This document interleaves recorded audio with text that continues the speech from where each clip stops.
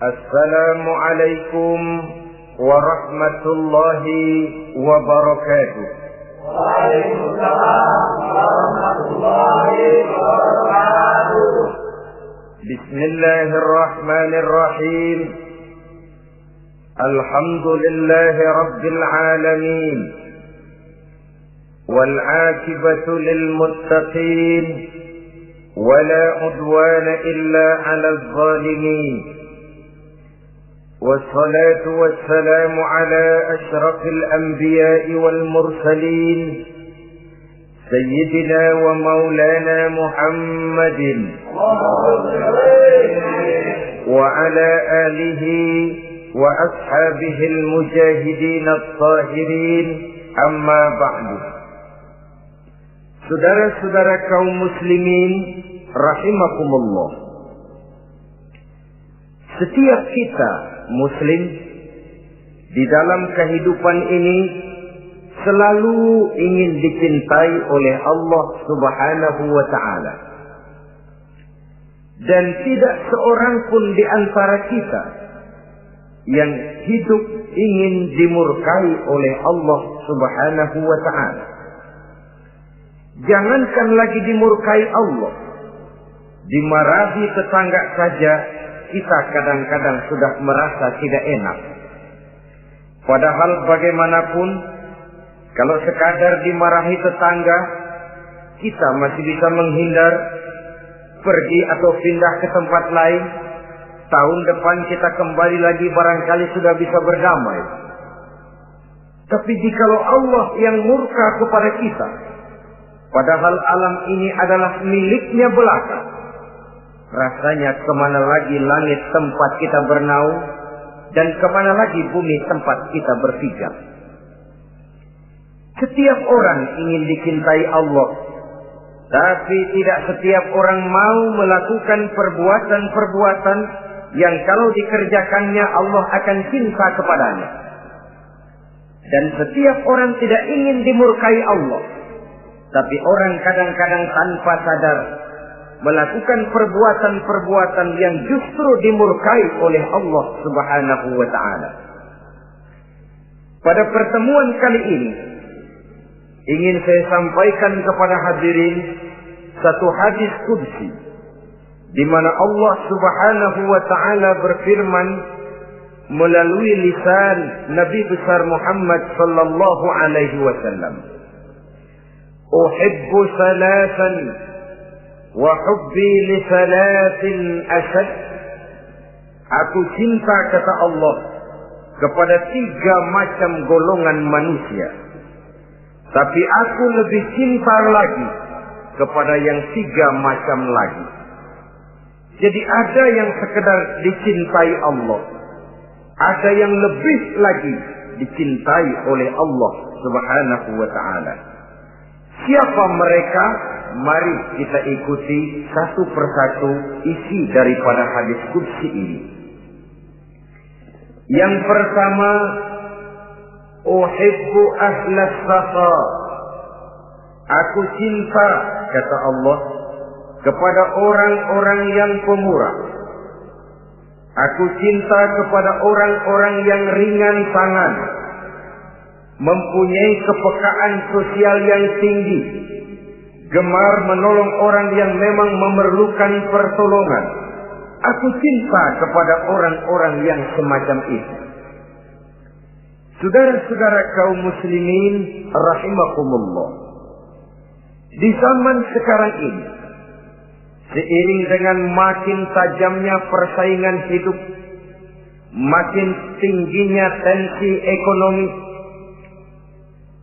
antara tenaga kerja yang masuk pasaran dengan lapangan kerja yang tersedia jauh dari memadai, gaya hidup orang semakin konsumtif, semakin individualis. Timbullah sikap hidup elu-elu, gua-gua.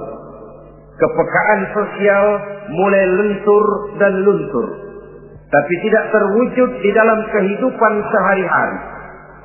Padahal agama mengajarkan Allah cinta kepada orang-orang yang bermurah tangan. gemar melakukan pertolongan, peka melihat penderitaan dan kesulitan orang lain. Adalah Allah melebihkan rezeki sebagian kita dari yang lain. Dimaksudkan untuk saling tolong-menolong, bahu-membahu dan bantu-membantu. Sehingga dengan demikian, apa yang disabdakan Nabi dalam hadis, Ar-Rahimuna yarhamuhumur Rahman, irhamu ahlal ardi yarhamkum man fis sama. Orang-orang yang punya sifat belas kasih akan dikasihi oleh Allah Subhanahu wa ta'ala. Sayangi yang di permukaan bumi, nanti yang di langit akan sayang kepadamu. Akan turun rahmatnya kepada kita bersama. Alangkah nikmatnya kehidupan ini, jikalau yang berkuasa menyayangi yang lemah lalu melindunginya, jikalau yang alim menyayangi yang awam lalu membimbingnya, jikalau yang kaya menyayangi yang miskin lalu mengulurkan tangan memberikan bantuannya, akan terciptalah rahmat dalam kehidupan. Tapi jikalau sebaliknya, yang berkuasa malah menindas dan menekan yang lemah, yang alim malah membodoh-bodohi yang memang sudah bodoh, sementara yang kaya menyantap yang miskin, akan terjadilah bala dan bencana dalam kehidupan. Bukan lagi rahmat yang turun, melainkan azab akan menimpa kita secara keseluruhan. Begitulah terdapat tirai halus yang memisahkan kita dari konsep ajaran agama kita yang luhur. Agama mengajarkan yadul ulya khairun min yadi sufla, bahwa tangan di atas lebih baik daripada tangan yang di bawah. Orang yang memberi lebih baik daripada orang yang menerima. Tapi yang kita praktekkan, kita selalu berada pada posisi tangan di bawah, menjadi umat yang manja, yang lemah, padahal bukan tidak punya potensi, tapi mungkin karena kita tidak pandai menginventarisir potensi. Kadang-kadang ada panitia pembangunan masjid, membangun masjid, meletakkan batu pertama sekaligus jadi batu terakhir. Setelah itu la yamutu wa la yahya, hidup tidak kelihatan geraknya, mati pun tidak ketahuan kuburannya. Masjid impoten, pesantren terbengkalai, majelis taklim terlunta-lunta, rumah sakit Islam tak kunjung selesai. Tidak adakah orang Islam yang kaya? Banyak. Tidak adakah orang Islam yang punya posisi kunci, posisi basah, posisi menentukan? Banyak. Secara jujur kita harus berkata, yang belum banyak ialah yang mau berbuat atas nama dan demi kepentingan agamanya. Kita juga bukan tidak punya potensi. Kita tidak pandai menginventarisir potensi untuk kepentingan dan kemaslahatan kita bersama. Saudara-saudara kaum muslimin rahimakumullah. Dengan demikian, kita bisa lihat dalam kehidupan sehari-hari di masjid misalnya. Itu kalau hari Jumat kadang-kadang kita sengaja mau berangkat sholat Jumat tidak bawa uang. Maka yang paling lancar di masjid, kotak. Saudara boleh lihat kotak itu. Dari sudut ke sudut hampir tidak pernah macet. Lancar betul jalannya. Sekali macet, kotak. 50. 100. Wajar kalau masjid-masjid kita lalu impoten. Bagaimana akan mengadakan kegiatan kalau tidak ada dana? Oleh karena itu pada kesempatan ini saya ingin mengetik, berbahagialah kita jikalau oleh Allah Subhanahu wa ta'ala diberikan kepercayaan berupa titipan, wa mal malu wal banuna illa wadai', harta dan anak-anak tidak lain satu titipan dari Allah Subhanahu wa ta'ala. Dan pada satu saat titipan itu akan diambil oleh yang empunya. Allah cinta kepada orang-orang yang pemurah. Allah akan memberikan balasan yang berlipat ganda. Kalau saudara bersedekah kepada anak yatim, bukan si yatim itu yang akan membalasnya. Kalau saudara membantu pembangunan masjid, bukan panitia masjid yang akan memberikan ganjarannya. Kalau saudara membangun pondok pesantren, bukan kiai yang punya pesantren yang akan memberikan balasannya. Allah Subhanahu wa ta'ala melalui jalan yang tidak kita sangka-sangka, melalui jalan yang dalam istilah Quran disebut min haitsu la yahtasib, melalui jalan yang tidak pernah kita hitung, kita sangka sama sekali. Jalan gaib yang hanya Allah saja yang maha tahu. Sebaliknya, wa hubbi lil faqir as-sakhi asad, kata Allah. Aku cinta kepada orang-orang yang pemurah, tapi aku lebih cinta lagi kepada orang-orang miskin yang pemurah. Orang kaya pemurah, Allah cinta. Orang miskin pemurah, Allah lebih cinta. Kenapa? Kalau orang kaya sedekah 5.000 rupiah misalnya, orang miskin pun sedekah 5.000 rupiah, sama jumlahnya, sama ikhlasnya, sama halalnya, tapi besarnya pahala lebih besar sedekah si miskin yang 5.000 rupiah itu ketimbang si kaya yang juga 5.000 rupiah. Kenapa maka demikian? Oh, buat orang kaya uang 5.000 apalah artinya.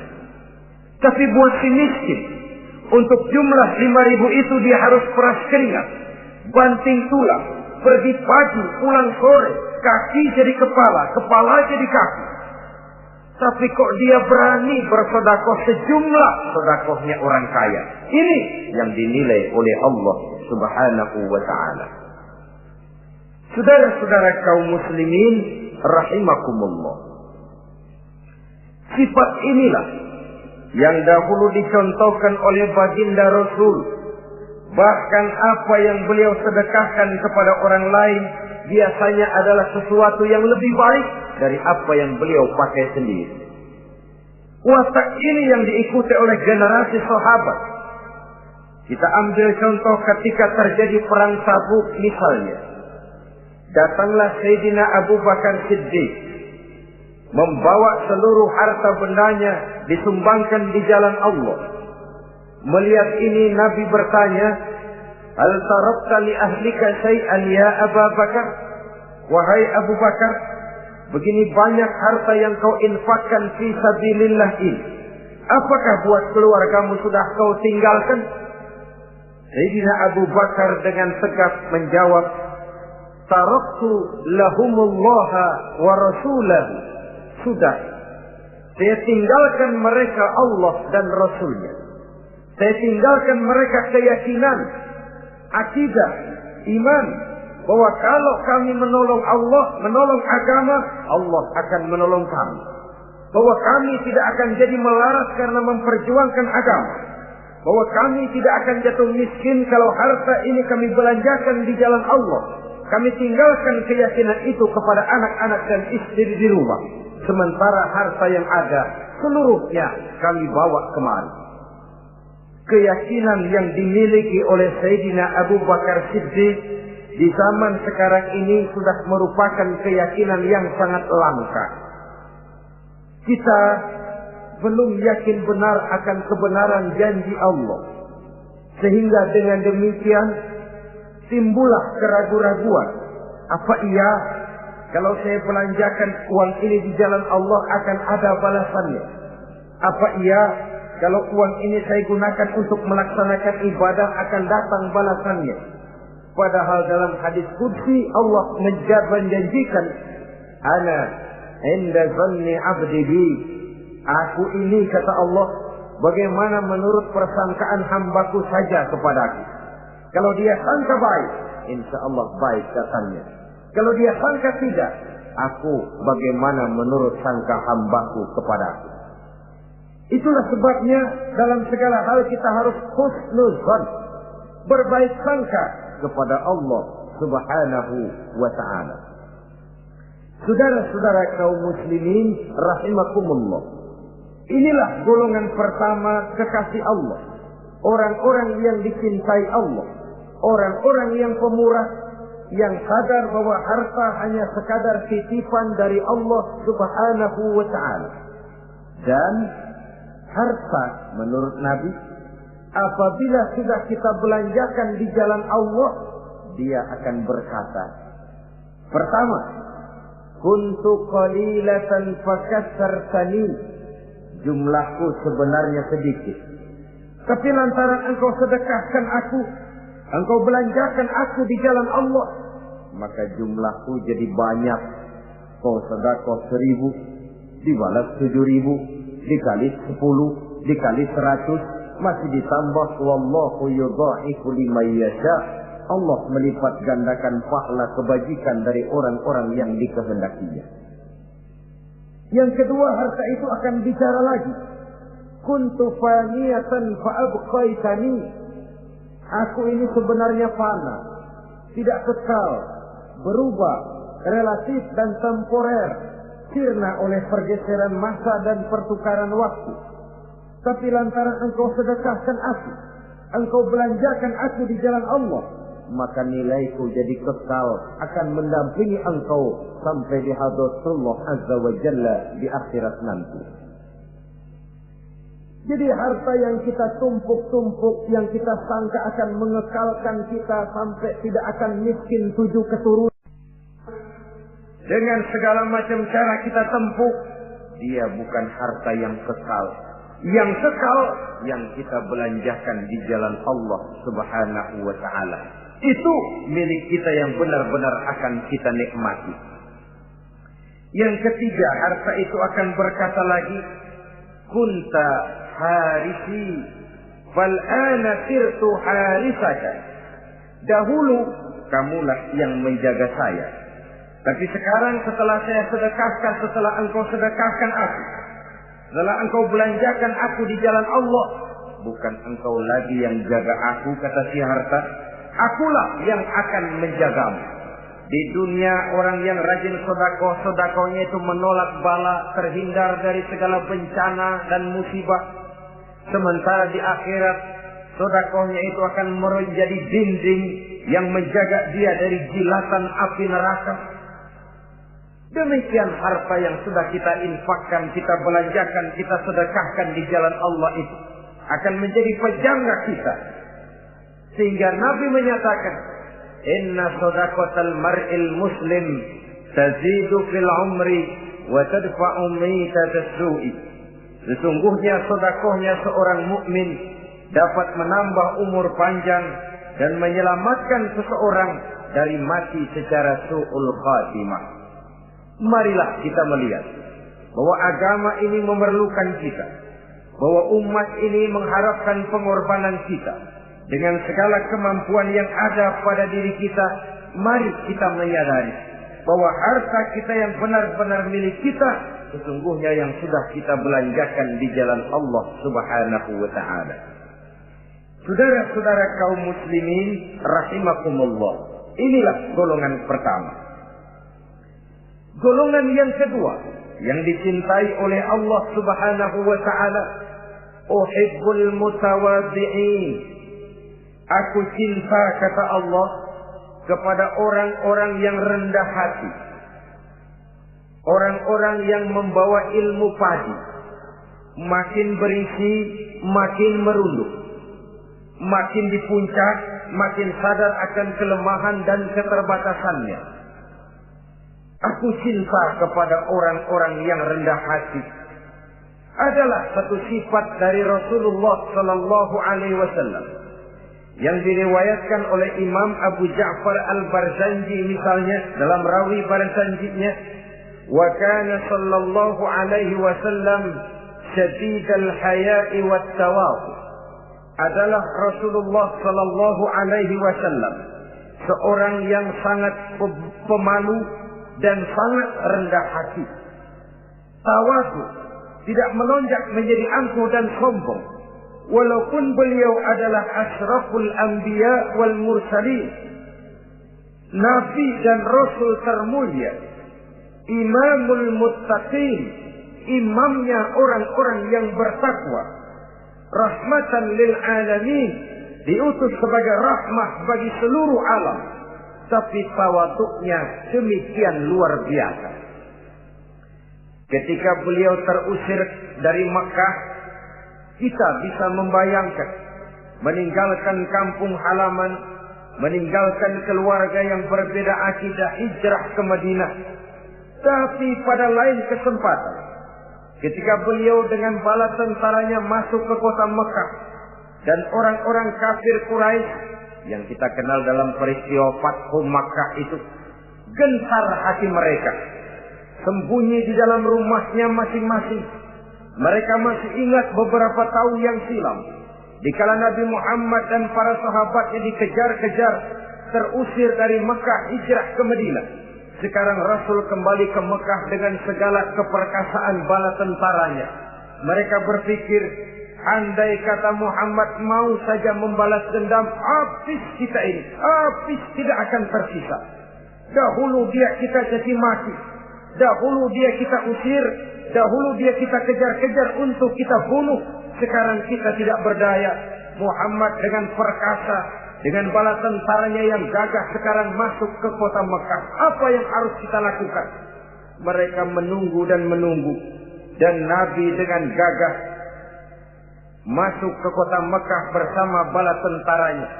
Apa ucapan yang pertama beliau lontarkan? Pembalasan dendam? Tidak. Mencari orang-orang yang dulu mengejar, memusuhi, mengancam akan membunuhnya? Tidak. Beliau tidak teriak-teriak, mana itu Abu Jahal, mana itu Abu Lahab, mana itu Abu Sufyan, mana itu dulu orang-orang yang memusuhi saya dan sahabat saya, ayo keluar kalau berani, ha?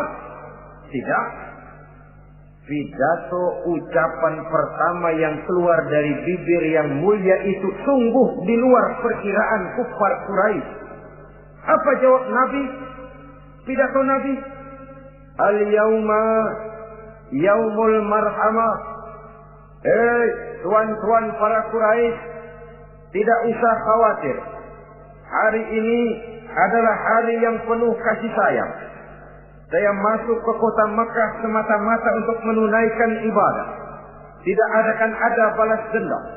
Tidak akan ada pertumpahan darah. Siapa yang masuk ke Masjidil Haram dia aman. Siapa yang masuk ke Masjidil Haram dia tenang, tidak akan diganggu barang sedikit pun. Bersih hatinya dari balas dendam. Tidak ada watak untuk menunjukkan kepongahan pada beliau berada di puncak kejayaan. Tidak. Ini yang disebut sadidul haya wa tawadhu. Sangat rendah hati. Tidak melonjak menjadi angkuh dan sombong lantaran keberhasilan yang pernah dicapainya. Uhibbul mutawadhi'in. Aku cinta kepada orang-orang yang rendah hati. Makin berkuasa, makin rendah hati. Makin berilmu, makin rendah hati. Makin kaya, makin tawadhu. Wa hubbi lil ghaniyil mutawadhi asad. Tetapi kata Allah, aku lebih cinta lagi kepada orang-orang kaya yang rendah hati. Orang miskin tidak sombong, Allah cinta. Orang kaya tidak sombong, Allah lebih cinta. Sebabnya apa? Rasa-rasanya kalau ada orang miskin tidak sombong, memang sudah harusnya. Tapi kalau ada orang kaya, apa saja dia punya. Kebunnya ada di mana-mana, kendaraannya sejumlah keluarganya, uangnya, depositonya ada di berbagai bank, pabriknya banyak. Apa saja dia punya, tapi tidak sombong, tawadhu. Ini yang lebih dicintai oleh Allah Subhanahu wa ta'ala. Saudara-saudara kaum muslimin rahimakumullah. Oleh karenanya, hadis qudsi ini menanamkan kesadaran kepada kita bersama bahwa yang pantas untuk sombong hakikatnya cuma Allah saja. Itu sebabnya salah satu asma'ul husna Allah disebut al-mutakabbir. Kalau Allah sombong, wajar, karena memang tidak ada Tuhan lain selain Allah.